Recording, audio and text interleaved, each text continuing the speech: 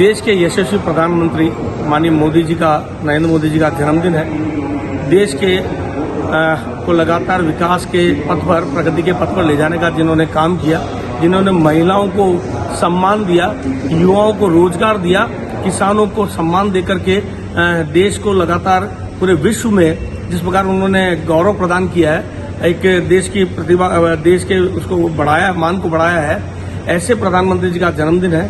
मैं कांग्रेस के हमारे जो साथी उनके जन्मदिन में जिस प्रकार के कृत्य कर रहे हैं उनको बताना चाहूंगा कि 70 साल से देश में 60 साल उनका शासन रहा। 60 साल के उनके शासन में देश में बेरोजगारी बढ़ी, युवा हताश और निराश रहा, रोजगार मिलता नहीं था। रोजगार के लिए किसी की सिफारिश होने पर ही किसी को नौकरी मिलती थी, लेकिन मोदी जी ने आने के बाद इसको पलटा।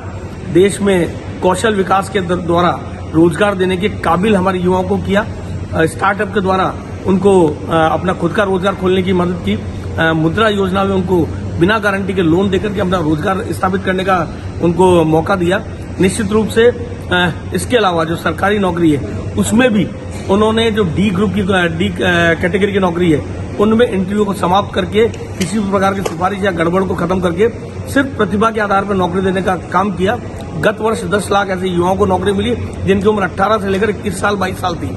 और मैं इतना ही कहना चाहूंगा हमारे कांग्रेस मित्रों को कि बेरोजगार अगर कोई हुआ तो कांग्रेस के नेता राहुल गांधी हुए, जो कि विश्व में घूम घूम करके देश की बुराई करते हैं, देश के प्रति असम्मान पैदा करते हैं, सिखों में डर बता करके असम्मान पैदा करते हैं और आतंकवादियों का समर्थन करने वाली पार्टियों के साथ मिलकर के जाकर के कश्मीर में अलगाववाद, आतंकवाद को बढ़ावा देने का बात करते हैं। ऐसे राहुल गांधी जी को रोजगार की आवश्यकता है। मुझे लगता है कि उनके रोजगार की चिंता भी देश के प्रधानमंत्री करेंगे और उनके कदमों पे जो चल रहे हैं हमारे युवा, उनको भी कहीं न कहीं कौशल विकास के द्वारा रोजगार देने का काम मोदी जी करने वाले हैं।